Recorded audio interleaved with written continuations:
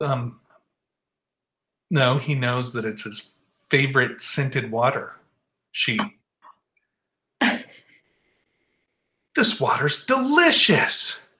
Scented. Oh, okay, I was thinking of the blue water, but you're going a little bit further. All right. Good morning. Howdy, everybody. Welcome to the Jonathan and Queen Show. Yes. Howdy, Lynn and Gwen and Penelope and Ashley and Dee and Mindy.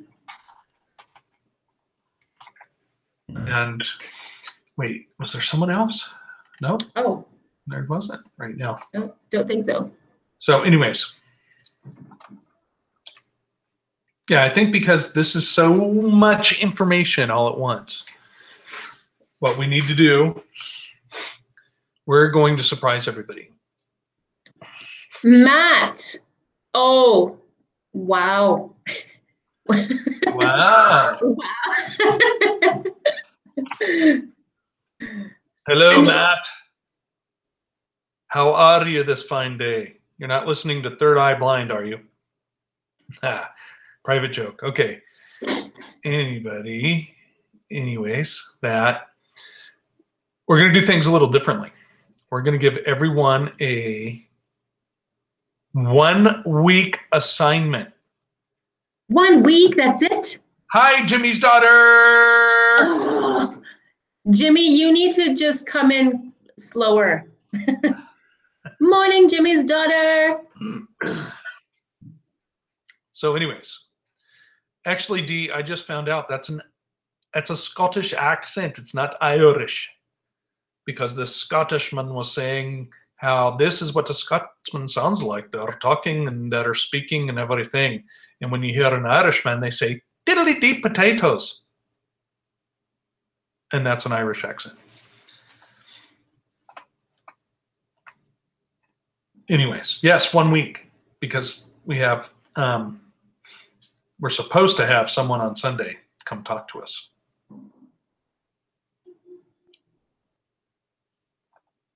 Oh, I see what you're saying. Like, okay, so like by next 5th day.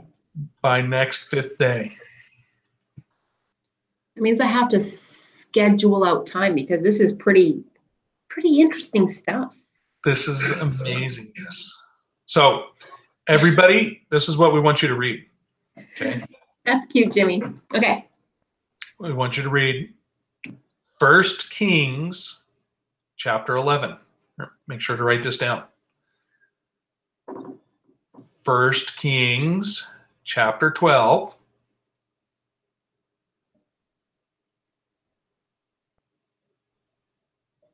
And then read that also with Revelation 13. Well, wait, 11, not 1 Kings 12, 1 Kings 11 and 12. 1 Kings 11, 1 Kings 12. And read that with Revelation 9 and Revelation 13.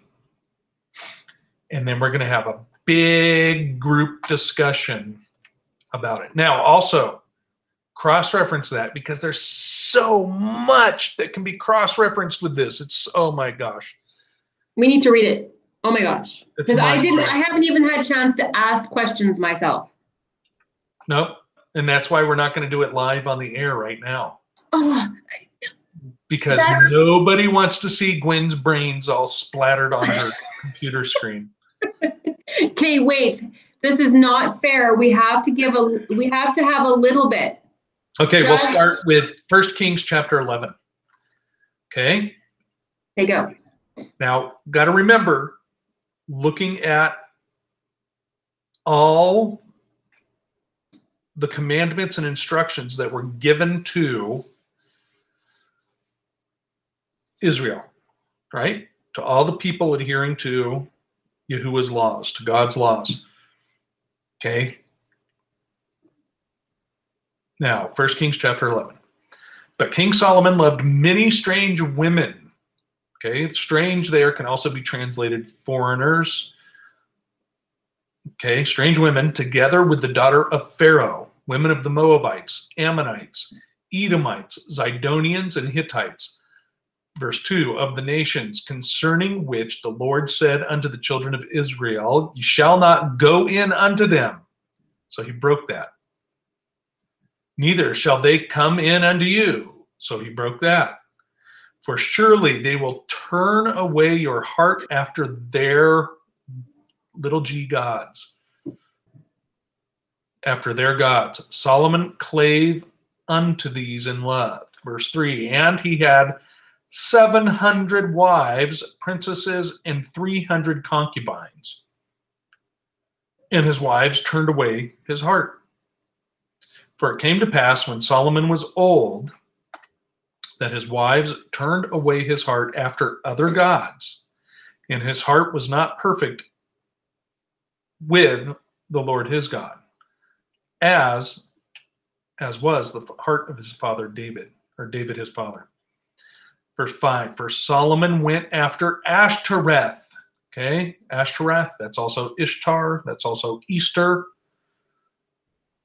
Ashtoreth, the goddess of the Zidonians, and after Milcom, the abomination of the Ammonites. And Solomon did evil in the sight of the Lord and went not fully after the Lord, as did David his father. Okay, now here's where he gets super wonky.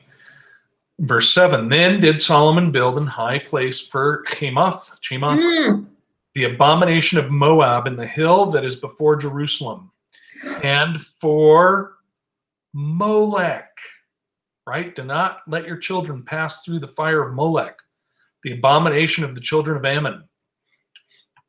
And likewise, verse 8, and likewise did he for all his strange wives, which burnt incense and sacrificed unto their gods. And we'll end it with verses 9 and 10. And the Lord was angry with Solomon because his heart turned from the Lord God of Israel, which had appeared unto him twice,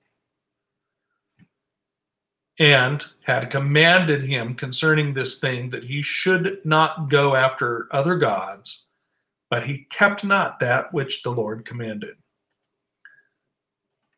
I like my word for the, like replacing the word keep or kept. Okay. Guard. I like guard way better. Hi, Sky. Okay, why can't we read more? Like, why are we not reading more? Okay, go ahead. I ended at verse 10. Okay, but wait, I have some questions. Okay. Okay, verse 7. And Solomon built a high place for Chemosh, the abomination of Moab, on the hill that is east of Jerusalem. What hill is that? I need a map. Which hill is that? Because it's right. Okay, because that's important. And then, wait. Where are you? Verse 7. Built a high place. Okay, wait.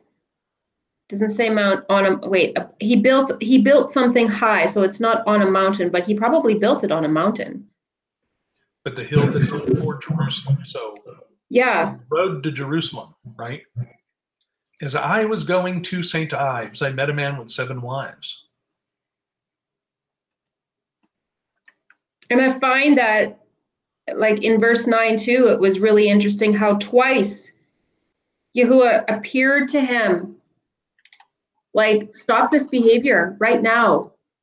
And then again, stop this behavior right now. You know, he didn't, like, that just shows his patience. Right there, right?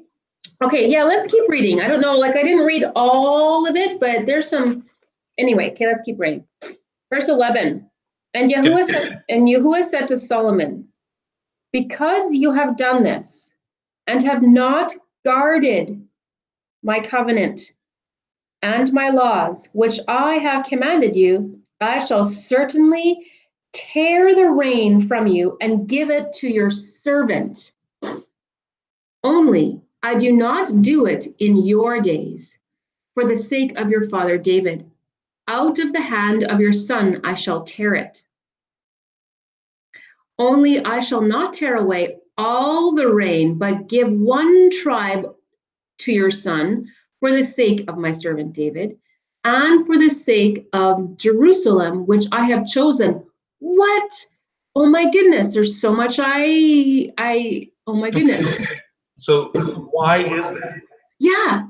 Okay, that's because the prophecy was that Abraham's seed, his promised seed, his promised Messiah, would come through the line of David. Yes, and that's why one of his sons. So I get that part. Mm-hmm. Okay, but then okay, wait. Tribe to your sons, the sake of my servant David, and for the sake of Jerusalem, which I have chosen. Okay. Verse 14. And Yahuwah raised up an adversary against Solomon, Hadad, the Edomite. Oh my goodness.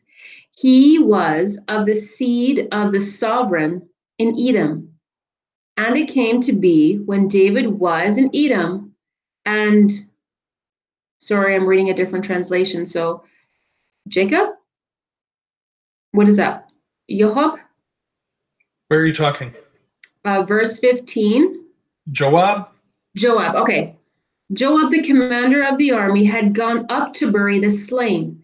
After he had struck every male in Edom, Joab remained there with all Israel for 6 new moons, 6 months, until every male in Edom was cut off. Very interesting. That Hadad fled to go to Egypt. He and certain Edomites of his father's servants with him, while Hadad was still a little child. So this little child, Hadad, is what Abba chose to rise up against Solomon. He was still a baby. Keep going. And they arose from Midian and came to Paran and took men with them from Paran and came to Egypt, to Pharaoh, sovereign of Egypt, who gave him a house and ordered food for him and gave him land. And Hadad found much favor in the eyes of Pharaoh. What's happening? So that he gave him as a wife, the sister of his own wife, the sister of sovereigness Taphanes, and the sister of Taphanes bore him Genebath, his son, whom Taphanes weaned in Pharaoh's house. And Genebath was in the house of Pharaoh among the sons of Pharaoh. And Hadad heard in Egypt that David slept with his fathers, and that Joab, the commander of the army, was dead. And Hadad said to Pharaoh, let me go to my land. So I wonder how old he is now. And Pharaoh said to him, but what have you lacked with me, that you are now seeking to go to your own land? And he answered, no, but please let me go. And Elohim raised up another adversary against him. Rezon, son of Eldad, who had Eliadad, who had fled from his master Hadadezar, sovereign of Tospah, and gathered men to him and became commander over the raiding band. When David killed those of Tosheba, and they went to Damascus and dwelt there and reigned in Damascus. Should I keep reading? Because I'm getting a little bit like off track now.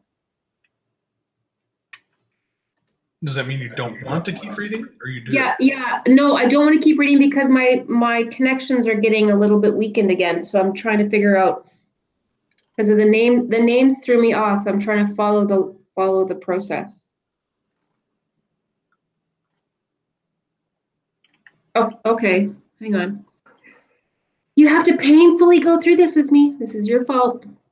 Okay. Well, that's why I said to wait and let everybody else read it. Oh, well, why aren't we reading it? Because we want to discuss the implications. Okay, fine.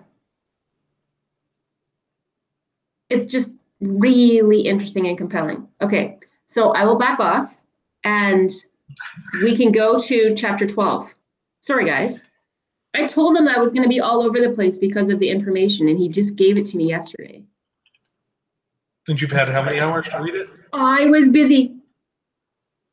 Okay. Too busy for the word? No. I had the word in me that sustained me through whatever I was doing in the moment. Chapter 12. Quit poking. Oh, no, you're not skipping around, lady. Okay. So, but it's imperative that we note that through this disobedience,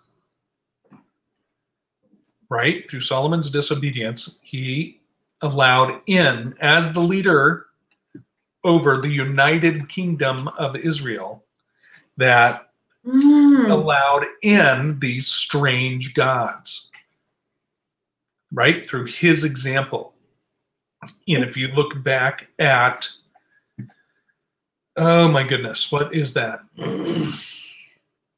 At back when the commandments and laws were given down, when the instructions were handed to Israel, they were told that the king would, in front of the entire congregation, read all these commandments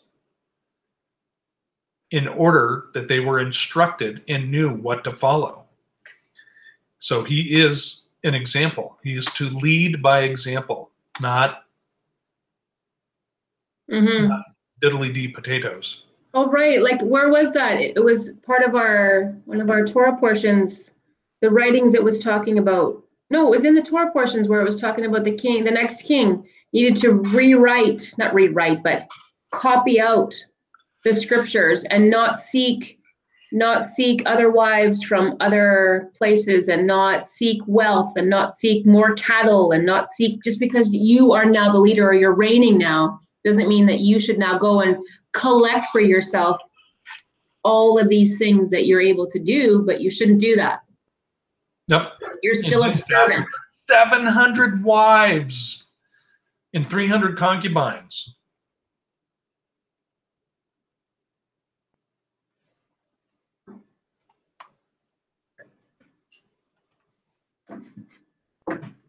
Am I right? Yes. Sorry, I have a child crawling on the floor behind me getting a book. Okay. Okay. Anyways, yes. But look at that, though. And then the ones, right? The big ones that are still leading believers astray today, right? Oh, Easter, yeah. Yeah. Molech.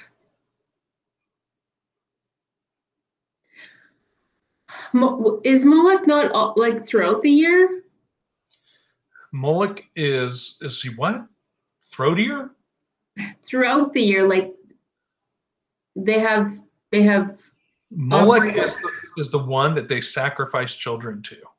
Right. A lot of people are likening that to, what do they do with, in today, what do they do with aborted children? Right. They burn them. And then so it's horrible and disturbing as that is. Back then, they made an idol of Molech out of bronze, and it was hollow inside. Yes, yes, okay. They would put the children inside and then heat it up. Right? Yeah. So horrible, yep. Nasty disgustingness. Yep. Oh. Yep. And like Dee just said, Molech is the same as Baal, right? But the tissue for fetal tissue, they're using it in all kinds of things, vaccines, other medicines, using it in food flavorings, research. They're just disgusting. The mountain is known as the hill of corruption today. It is next to the Mount of Olives. That's what Penelope said. Okay, so that, well, I mean, wow. But look at this. This is, think about, we went through all of, to get to this point with Solomon. They had no king. They went through a period of time where there were a class of people called judges over Israel that they were basically walking around, moving around prophets who reminded everybody constantly of the instructions of the commandments. And you know what's really interesting? They didn't do, like, this is not new news, but these leaders didn't do anything until the prophets would come and give them guidance, like the good ones. Well, I mean, the bad ones use their own too, but they always asked the prophet, like, what should I do? Where should I go? What is Abba saying?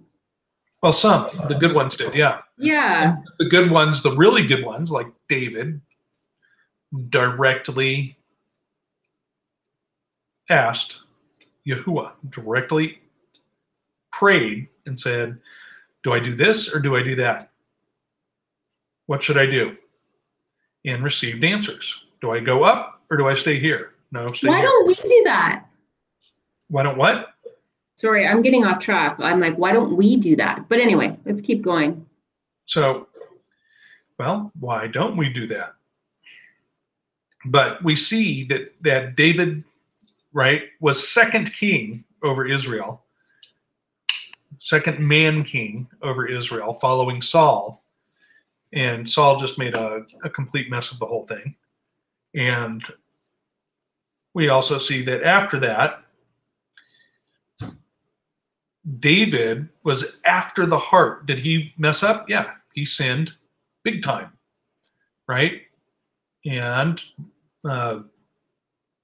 he had a man murdered to cover up his affair, which everyone found out about.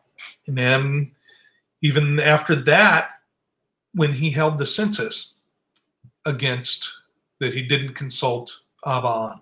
He didn't consult Yahuwah and say, should I hold the census? He just held it to find out how many subjects and fighting men he had. And, oh, no, you don't do that. I'm the person that numbers Israel, not you. I'm the God that numbers Israel, not a person. And, that led to a great massive plague. Tens of thousands of people were being slaughtered because of David's disobedience. But he repented. He fell to his knees and repented. And at no point did he ever turn his heart away from seeking Yahuwah. Right? So Solomon is setting a precedent here where he has a direct relationship, direct speaking relationship, a direct communication link to Yahuwah, to the Creator, to the God over this Israel, over these people. And he says, you know what? I really just want to please these women that are pleasing me. And so he builds them an altar here and an altar there, here an altar, there an altar, everywhere an altar. You know what it reminds me of? Like, okay, so clearly he has like 700 wives and all of these concubines and whatever, but it's making me think of how we think of the number 700 and it's like an uncomprehendable number, right? But I think it kind of is a good example of one or two, okay. But then three doesn't matter anymore. 4, like, it doesn't feel like it's a big deal. And so between 5 wives or 700 wives, there is no difference between the two because you've already become jaded. Your heart has already become hard. And therefore now it's no longer, you can no longer feel the effects of the depth of the sin or the infraction of the sin. I would just like to say, for the record, what in the world is that echo there? That is it echoing again? The Jonathan half of the Jonathan and Gwen show does not necessarily agree with Gwen that 1 or 2 wives is okay. No. What? No. Oh, wait. Up. Hey. I should clarify. You said 1 or 2. Okay. Right. Well, what I'm saying is that, like, it's the idea of once you do something once, like you rob a building or rob a store one time, you can repent and whatever. 2 times, okay, but then 3 times, all of a sudden it becomes easy, and it's like you could do it 100 times or you could do it 10 times. It feels like nothing after a while. Do you guys not remember when we were living and feeding our sin nature? That after a while, that one decision that we made, it only hurt us the first time. Like we only really felt it the first few times, right? But after a while, it felt like nothing. So whether he had 2 wives or 700 wives, it's the same. So the number 700 shouldn't shock us because it was wrong at 2 wives. Am I not? Is he not? Okay, can you guys? Okay, he's not paying attention to what I'm saying. Can No. you shovel away and stop digging now? Please. I'm just going to pretend that I like you for the rest of the show.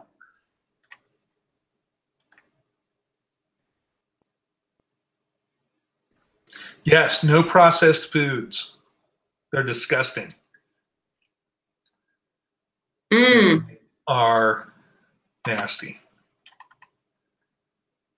Yeah, and Mindy, you're right. Nobody wants to listen. So what does it matter? Anyways.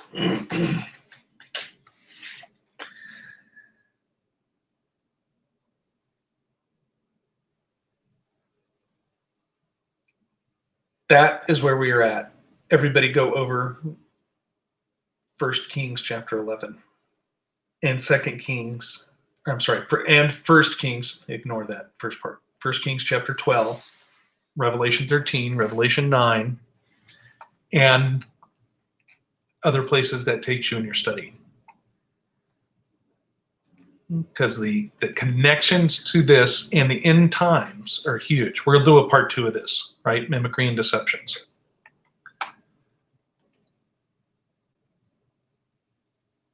Matt says he keeps seeing pig labeled as 100% organic. Yes, but Matt, did you know that Monsanto patented the pig? They gave Monsanto a patent on piggy.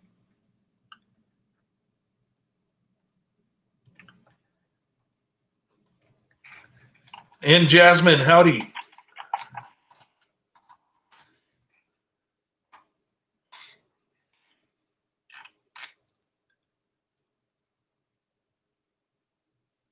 Ew. I want to, John, I don't know if I'm making my point clear, and I think it's important. It is important. No, it is. You need to like X out. Do you want me to say what your point is? So no, I want you to X out of your picture and just have your avatar there and mute, and then let me talk. So that you can reiterate that once you have more than one wife, there's no feeling left in it? No, that's not what I'm saying. Thank you. What I'm saying is we look at... Come on, she's saying something. Pay attention. We look at someone's sin. Look how many times they've sinned. It'd be way harder to forgive that one sin or 700 sins plus concubine sins. So when we look at Solomon and we hear 700 wives and concubines, we look at like, oh my gosh, look just how nasty that dude is. So scaling it down, because I'm always about scaling it down to our present day experience. Look how many times that person has done that thing. Look how dirty they are. Look how sinful they are. That's kind of the point that I'm making. You didn't take out your video, you vain individual. Somebody help me. We need a new host of this show.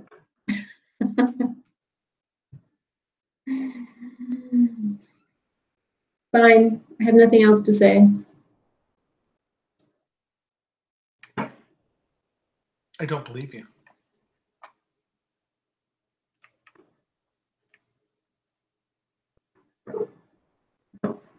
Jasmine says he had 700 wives, 700 concubines because he was rich. And good morning, Grace. Yes, he did have that because he was rich, but I'm trying to make a point. Why isn't anybody seeing the points that I'm trying to make? Whether you're poor or whether you're rich, yes, when you have lots of money, it's easier to buy more wives. But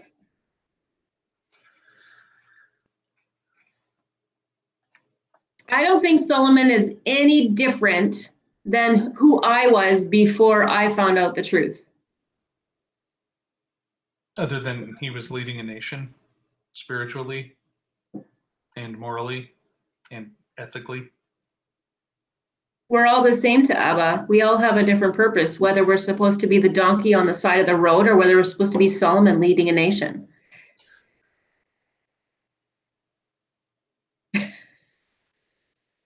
So when you're leading and providing an example for literally There's millions more, of people, you have more there's more responsibility on you. You're accountable for more. The consequences are more, but he doesn't love you any less or any more. Yes, so the consequences or the residual effect of someone's position has different effect, but sin is sin. The infraction is there, whether you've committed it one time or 700 million times.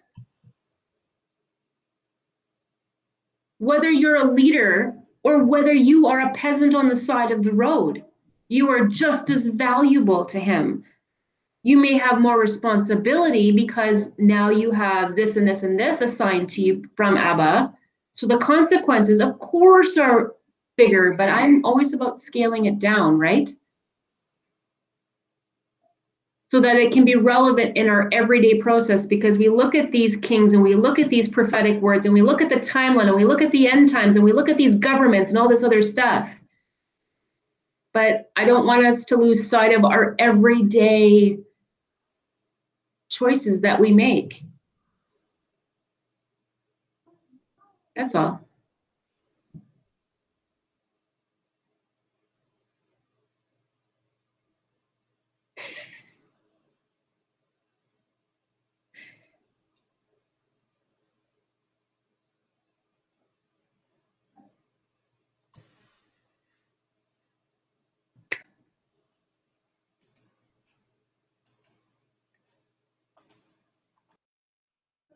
Thank you, Jasmine.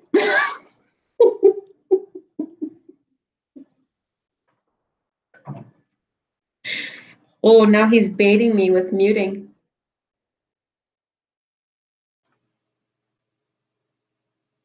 that's because I had to write something in the chat for you.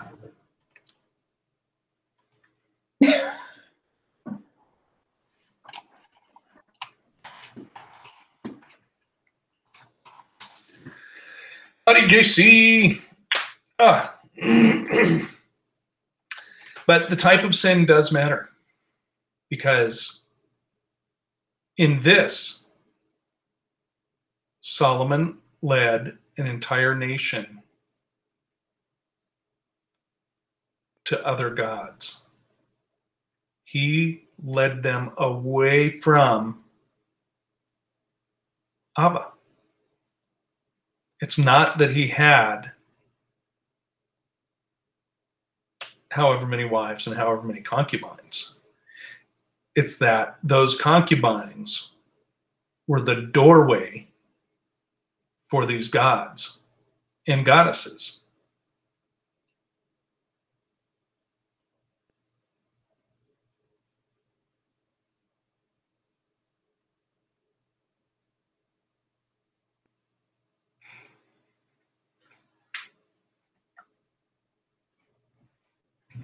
Yep, it does.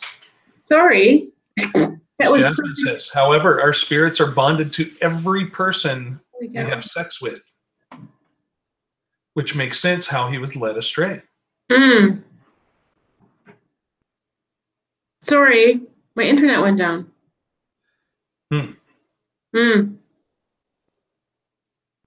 So today on the Jonathan, Gwyn, and Gwyn show,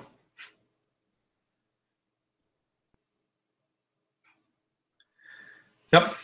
What? 1 Corinthians 6, says Ashley.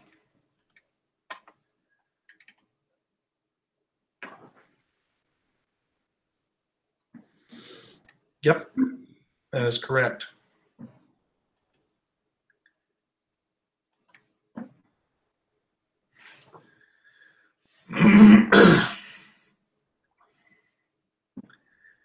JC, we'll have none of that sitting quietly. Thank you. Well, I think I kind of know that whatever I was trying to do wasn't working. So, and even when I tried extra hard, you made it extra hard to try to make it easy. So, I relinquish the battle. I have been defeated. See, but that's the thing. That is how we were brought up. We have been trained to distract ourselves, right? It wasn't the fact about the wives or the sin, it was the idolatry.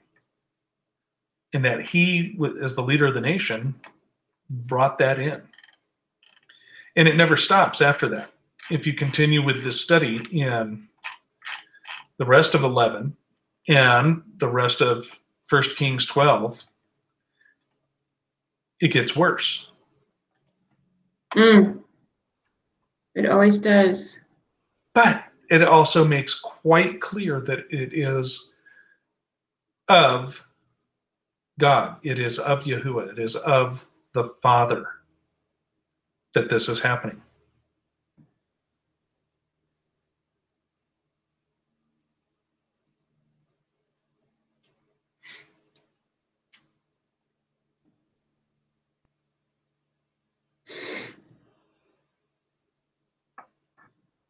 Just reading your comments. It's sad, like the whole story of Solomon.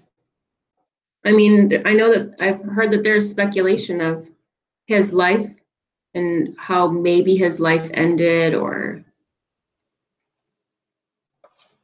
like how a life can start with such purpose. And I mean, the prophetic word that Solomon was going to be this person, and then he became this person, that what was said over him, and he became this person. He became a great and wonderful person. And Abba even saying, you ask for good things, and he gives them good things. And Yahshua saves. yeah, he was trying to please his wives, but was it not something more than that? Because, I mean, I guess his heart was turning. He must have been tormented to be so close to Abba.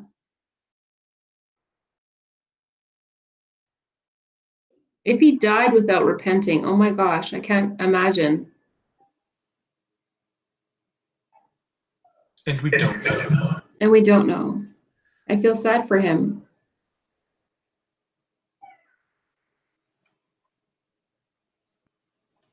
Don't be sad for him. I am sad for him.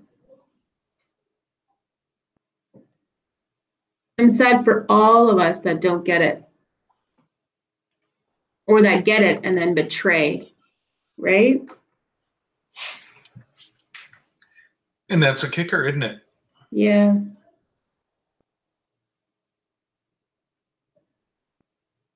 Because you have all these people that have had such a glorious testimony the first part of their life, and then the last part of their life, they're married to 700 wives.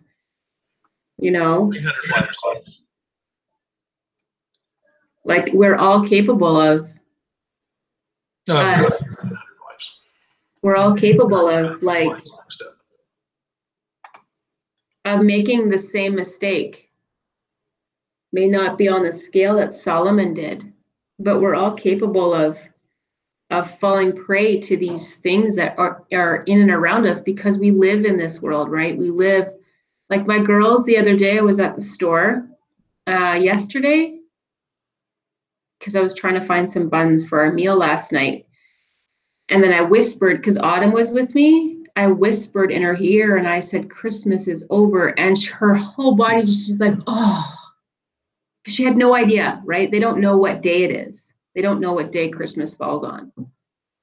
And so when I said that to her, she just had this relief. And it was almost like she wanted to cry because she's been on guard for the last month, because when, Christmas music starts playing and everybody starts talking and then it ramps up close to the time, have a Merry Christmas. And my girls are keeping their composure and smiling and, not saying anything in response. But, we live in this world and we have to guard. Like he forgot, what did Abba say to him? Like, you did not guard what Yahuwah had commanded. You didn't guard his covenant. You didn't guard his laws, and always being on guard. And I was trying to encourage her. I said, you know what, this is why we need to not just separate ourselves, set apart ourselves from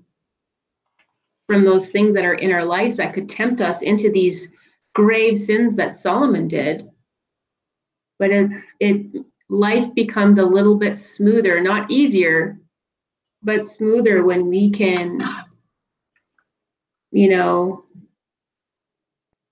be around others that help encourage you that you're doing the right thing and stay strong. And, it's not quite as difficult. Being in the city is harder than being in the country. You might be a little bit more lonely, but a little less affected by what's going on. So being a leader, yeah, you're more prey to being tempted, I guess. You are in a position, though, that's going to be more berated, more focused upon, right? Look at how many people now in the US that just say, but look at this horrible problem. What's Trump going to do about it? Right? And that's just a temporary figurehead. So same way with a place where you have the crown over you, right? Yeah. And I've heard people from Canada that say that, right? Well, I got a problem with the way the crown does this and the crown does that.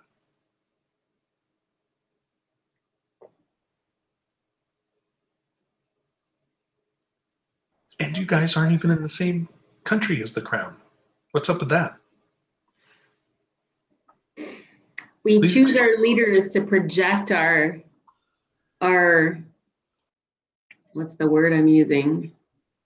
All that's going wrong with our province, our town, our country. It's the leader's fault. Pick your leader. And I mean that in a different way than most people think. Our leader is supposed to be Abba. We live by his standards and his guidelines.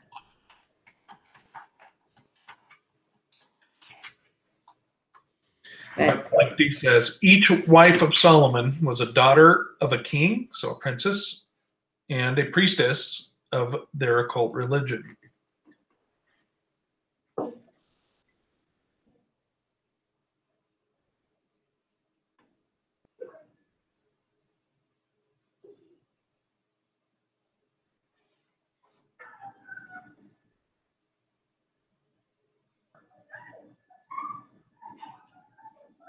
Very much like we see in fairly recent history too, where they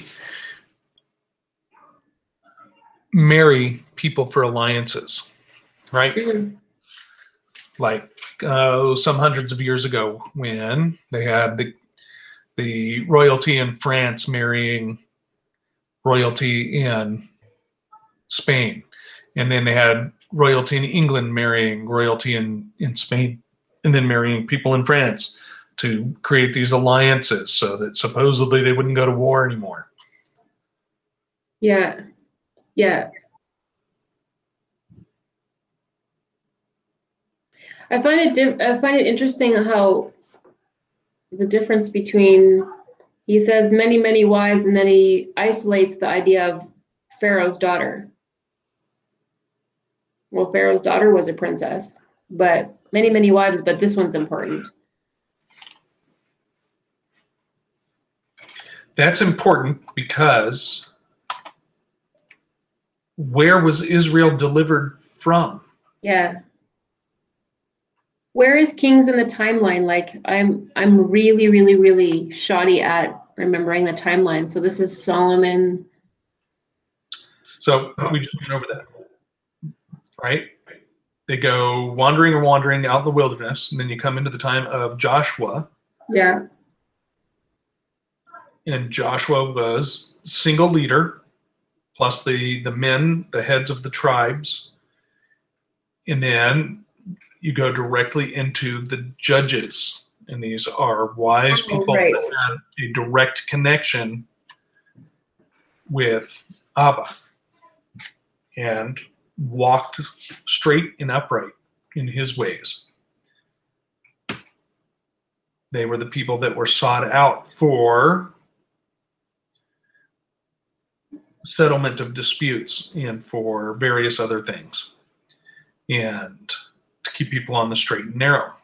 And then after that, they started their whining and crying again that, well, we don't like this. We want a king over us like the other nations have. Mm-hmm.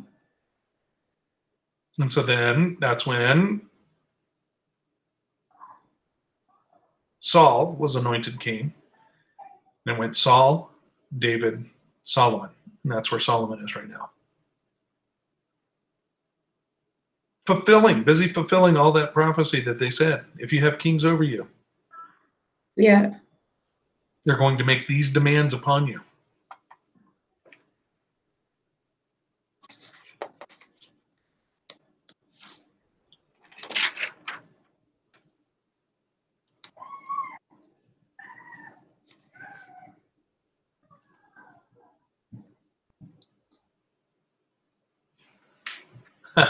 Jasmine says, if we all just tended to our families, Trump wouldn't have much to do.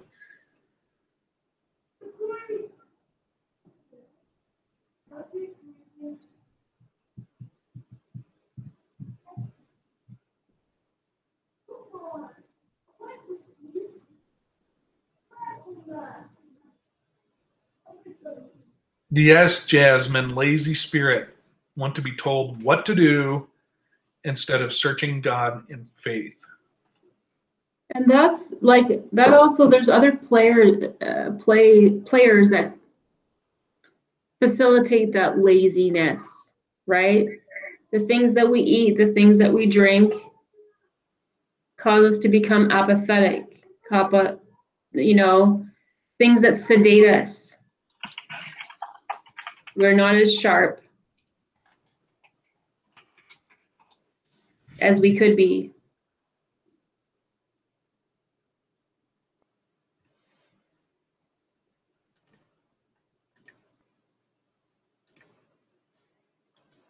I'll remove that comment. Okay.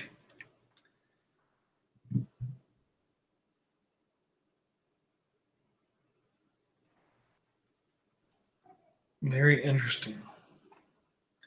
So, anyways, Gwen. What now? Huh? Hmm? Hmm? Hmm? Hmm? Hmm?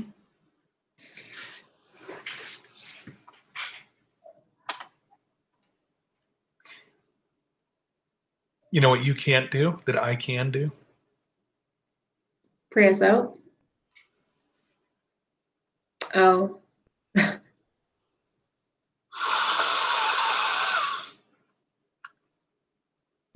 I love the smell of beard in the morning. It's like victory. Keith was starting to grow out some of his facial hairs. And I like it a lot when he does. And then the next morning I wake up and I'm walking out of the bedroom and he meets me at the bedroom door and he kisses me, and I went back like this because his kiss was all nice and soft. I'm like, why'd you take that off? Because it just started growing again. And he's like, it was starting to smell. I'm like, what do you mean? It's like not even a quarter-inch long. It's like, yeah, but it just gets like, it starts to smell. Whatever. He said it started to smell, or you Yeah. did? No, he did. It's echoing again. That's weird.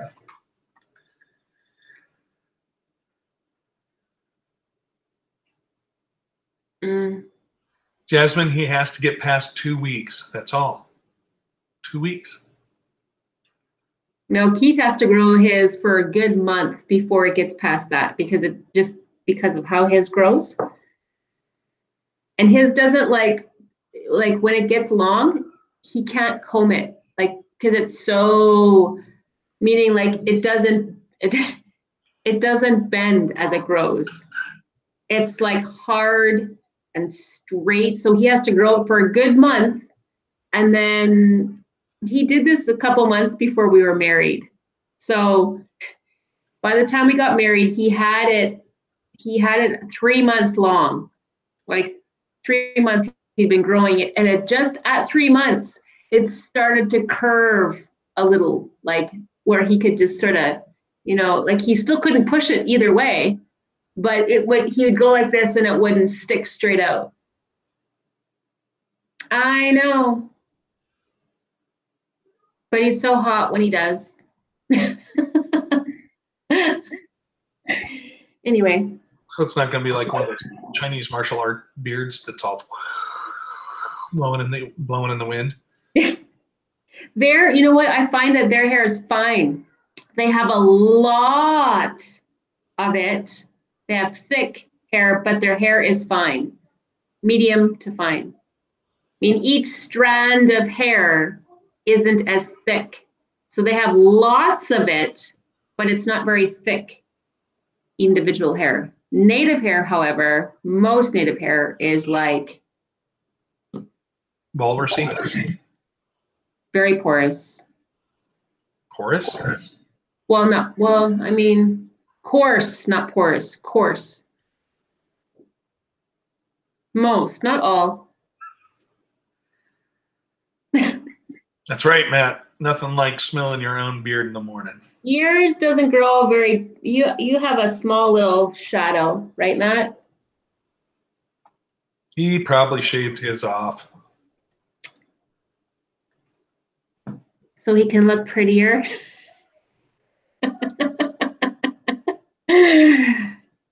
Should grow it out. 6 months, Matt. Do it. I dare you.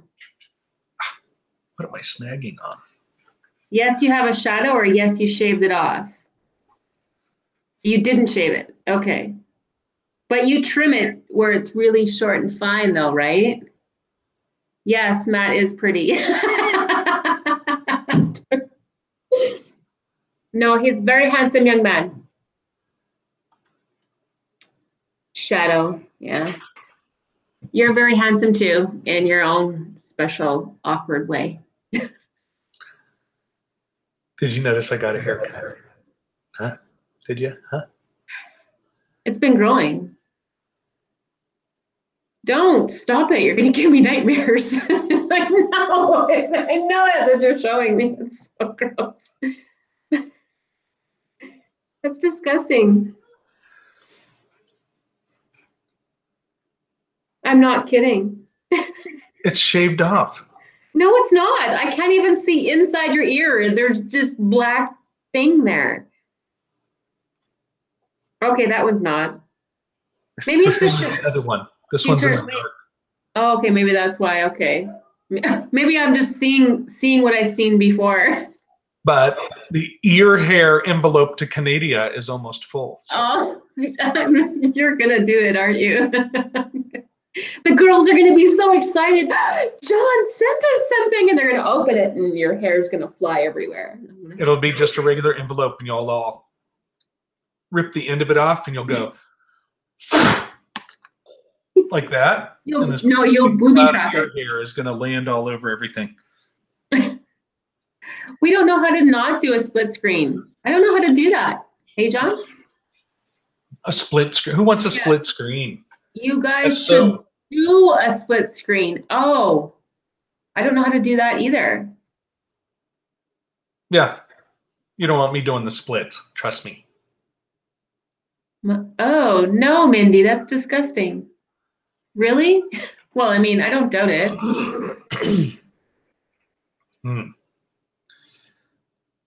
Anyway. I don't know. It's kind of hard to tell with them fellas over there.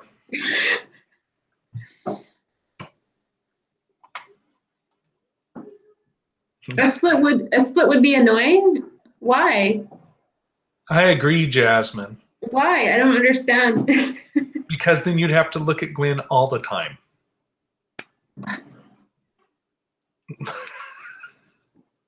Goodness. Exactly. Anyways. So we see what Gwen's reacting to. Oh.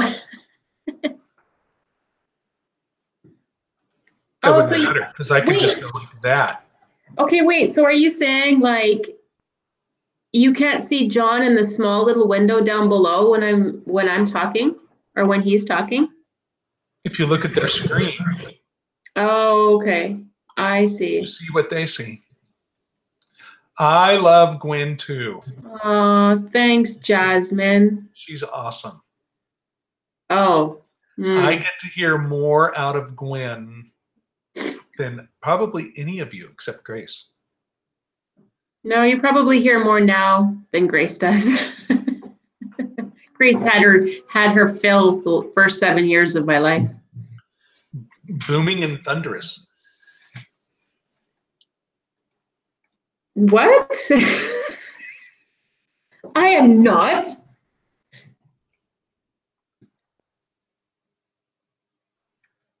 Oh. Fine facial hair? No, Mindy, why would anybody Google that? No. No. No. Plump women with fine facial hair. We call those like Germanic teens or something. Don't do it, Matt. Don't do it. Don't, Matt. Don't.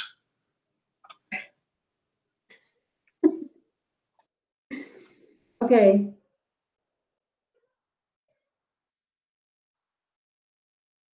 Why do we want to read? Why do we want everybody to read 1 Kings 11 and 12 and Revelations 9? Why do we want to do that?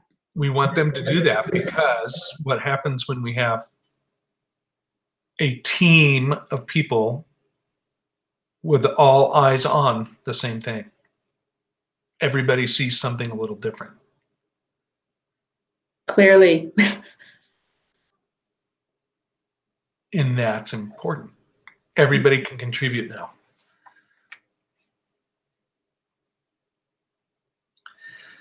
That's right, Jasmine. Google will remember your search preferences. So Matt's going to be looking up hairy bearded princesses.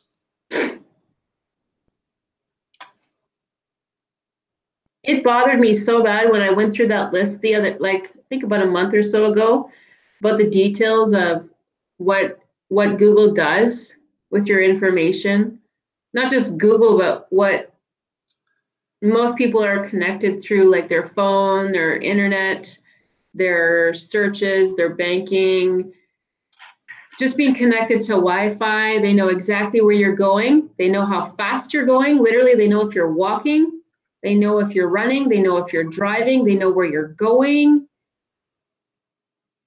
It's just, oh my.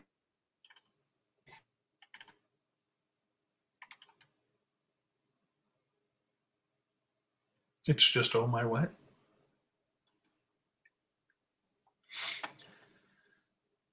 Also, I found this today. If everybody is interested, anybody that's interested, I'll post this in the chat. It's a link to a website called alternativenews.com. Got disconnected again.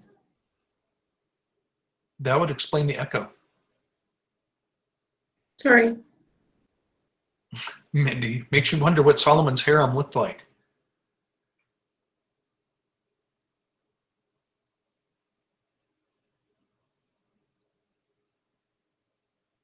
I don't know. You know, everybody seems to have this belief that Leah was maybe not too good looking, right? Rachel and Leah. I think she was.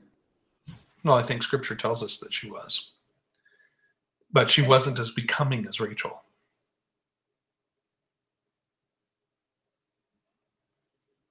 But who knows? Maybe she had some serious hee-haw teeth or something. I don't know. I don't know. Okay, I'm going to pray us out. You ready? Okay. Are you sure? Hurry up. Thank you, Abba, for this day and letting us come together. Please open everyone that participates eyes in being able to help with this study that we're doing. And, well, you know what? We just want to be able to thank you more even than we do now. For those people that are ill and are having some eye problems, we ask that you heal them before they need to partake and go to the doctor for any reason. And, well, just heal up their eyes. And anybody else that is wanting to approach you, let them know how to do it. Let them know that they can do it, praying through your Son. And we thank you for that. In your Son, Jesus Yeshua's name. Amen. Amen.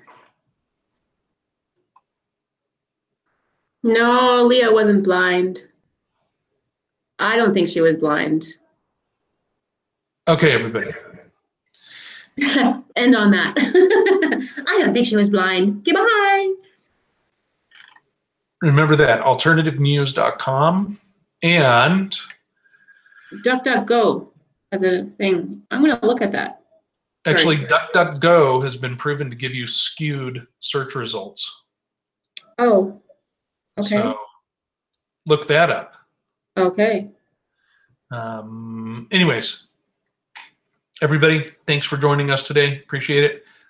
1 Kings 11 and 12, Revelation 9 and 12, and in 1 week, come back. We're supposed to have a super special guest this Sunday. So. Aw, thanks. I mean, oh, you didn't mean me. Oh, awkward.